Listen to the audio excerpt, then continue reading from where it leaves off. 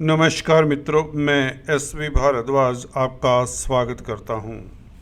दोस्तों, बहुत ही बड़े परिवर्तन की ओर आप बढ़ रहे हैं और बहुत महत्वपूर्ण आपको भी अपनी ज़िंदगी में परिवर्तन करने पड़ेंगे या स्थितियां करवा देंगी, चाहें या ना चाहें, क्योंकि ये जो परिवर्तन है सूर्य, मंगल, बुध, शुक्र का, ये अत्यंत लाभकारी भी है, परंतु कुछ जातकों के लिए यह सचेत भी करता है।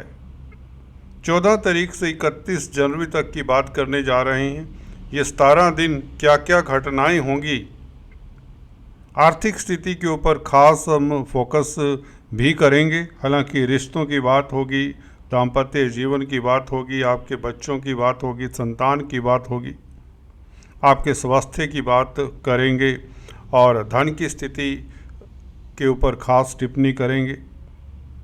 शेयर स्टॉक मार्केट में जो कामकाज करते हैं, इन बदलावों के चलते किस तरह से आप लाभान्वित हो सकते हैं, कहां से आपको सतर्क भी रहना चाहिए, वह भी चर्चा करेंगे। दोस्तों, बहुत महत्वपूर्ण चर्चा है। इतने बदलाव इतने कम समय में 14 जनवरी को सूर्य का राशि परिवर्तन, मकर संक्रांति का दिन है, शुभ समय की शुरुआत होती है। कोई भी अगर आपको शुभ कार्य करना है तो 14 जनवरी से कर सकते हैं। 21 जनवरी को मंगल राशि परिवर्तन करके वापस वक्री चाल से चलते हुए मिथुन राशि में प्रवेश करेंगे और कुमार ग्रह बुध, आपके भाग्य स्थान के मालिक, 24 जनवरी को शनि की राशि मकर राशि में प्रवेश कर जाएंगे। सूर्य के साथ बुध द्वितीय राजयोग फिर से बना लेंगे 24 जनवरी से आपके चतुर्थ भाव में, सुख भाव में, और शुक्र का राशि परिवर्तन फिर से 28 जनवरी को हो जाएगा। इस महीने के अंतिम सप्ताह में शुक्र उच्च के हो जाएंगे। दोस्तों, एक्साल्टेड वीनस आपके राशिपति हैं, किस तरह का प्रभाव डालेंगे इसके ऊपर भी टिप्पणी करेंगे। सबसे पहले हम सूर्य की बात करें। दोस्तों, सूर्य मकर संक्रांति को आपके चतुर्थ भाव में, सुख भाव में, लाभ का मालिक कहाँ चला दोस्तों? सुख भाव में। लाभ कहाँ पर लेकर आया? सुख भाव में, जो कि जमीन जायदाद का भाव है, पब्लिक का भाव है, मातृ पक्ष का भाव है, मदर का भाव है। तो सूर्य का चतुर्थ भाव में, हालांकि शनि की राशि में बैठना इतना अच्छा नहीं माना जाता, परंतु यहाँ पर सूर्य बली होते हैं, कहीं ना कहीं आपको आत्मिक बल तो देते ही देते हैं और पब्लिक में प्रतिष्ठा बढ़ने की योग बनाते हैं। समाज में रुतबा बढ़ता है, आपके कॉन्टैक्ट सर्कल आपका काम आता है, मित्र आपके काम आते हैं कहें तो। ये सूर्य का परिवर्तन फिर भी सुखद है क्योंकि केंद्र में है और 11वें भाव के मालिक हैं। तो लाभ कहाँ से होगा? जमीन जायदाद प्रॉपर्टी के कामकाज करने वालों को लाभ होने के प्रबल योग बनते हैं, धन आने के प्रबल योग, आर्थिक स्थिति बेहतर होने के योग बनते हैं। परंतु सरकारी तंत्र में अगर कामकाज करते हैं, थोड़ा सा सतर्क रहें, क्योंकि शनि की राशि में सूर्य कहीं ना कहीं कुछ दिक्कत भी दिया करते हैं, खासकर अगर आपकी सूर्य की या बुध की महादशा अंतर्दशा है। बुध का साथ भी सूर्य को मिल जाएगा। दोस्तों, आपने सही सुना, बुध द्वितीय राजयोग बनेगा, ये बेहतर हो जाएगा। भाग्य के कारण भी आपको लाभ होगा, आप सुखी भी रहेंगे भाग्य के कारण। विदेशी कामकाज आपके अच्छे चलेंगे, मल्टीनेशनल कंपनीज में कामकाज करने के लिए मन करेगा। 24 तारीख को यह योग बनेगा। 14 तारीख से लेकर 24 तारीख तक 10 दिन सूर्य अकेले रहेंगे मकर राशि में। तब तक आपको एटलीस्ट सरकारी क्षेत्रों से डिस्टेंस बनाकर रखना चाहिए, खासकर अगर आप सरकार के साथ संबंधित कोई कामकाज करते हैं। अदरवाइज़ 24 तारीख से यह स्थिति बेहतर हो जाएगी।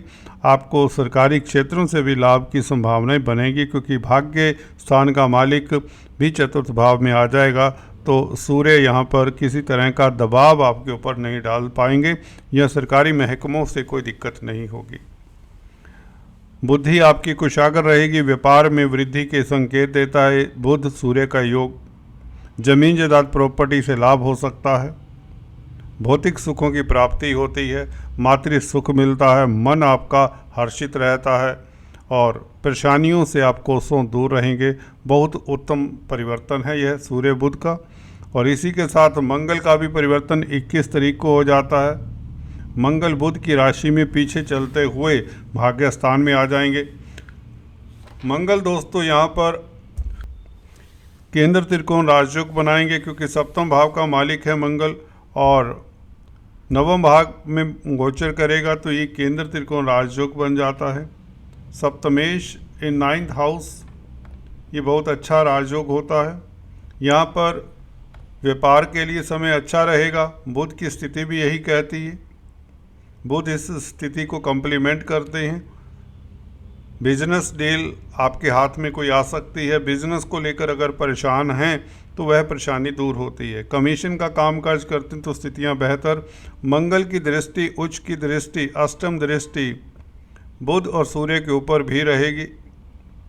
जी हाँ दोस्तों, यहाँ पर 21 तारीख को जैसे ही मंगल कर्क राशि से यहाँ पर आते हैं तो ये सूर्य को देखेंगे अष्टम दृष्टि से, और 24 तारीख से बुध सूर्य दोनों को देखेंगे उच्च की दृष्टि से। मंगल हैं क्या धन भाव के मालिक हैं और आपके सप्तम भाव के मालिक है, दाम्पत्य जीवन के मालिक है। तो लव लाइफ उत्तम रहेगी, दाम्पत्य जीवन श्रेष्ठ रहेगा। भूमि से संबंधित कामकाज आपके उसमें कोई खास परिवर्तन हो सकता है जो सुखद हो सकता है।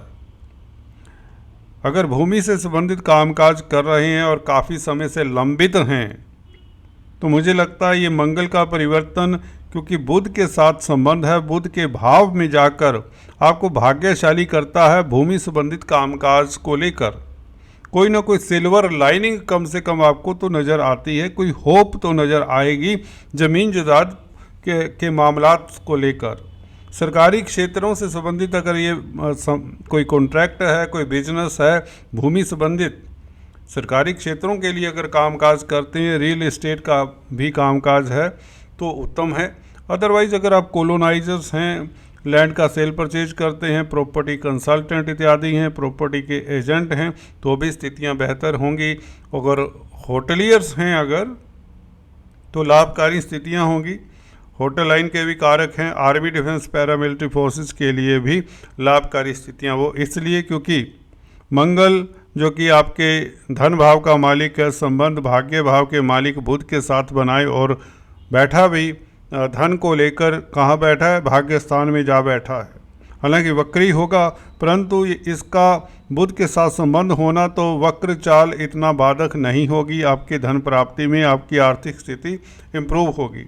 तो बुध के साथ संबंध मंगल का अदरवाइज अच्छा नहीं माना जाता, परंतु यहाँ पर दृष्टि संबंध है, वह भी उच्च की दृष्टि है मंगल की, तो ये लाजवाब रहेगी। कहीं ना कहीं आपका बौद्धिक बल अच्छा रहेगा, निर्णायक रहेंगे और बुध के साथ सूर्य होने से आप कामयाब होंगे अपने बिजनेस व्यापार में, अपने कोई भी गंतव्यों को प्राप्त करने में। आपको ये जो चिंतन शक्ति देता है बुध, वह अच्छी होगी, अच्छी दिशा में सोचेंगे।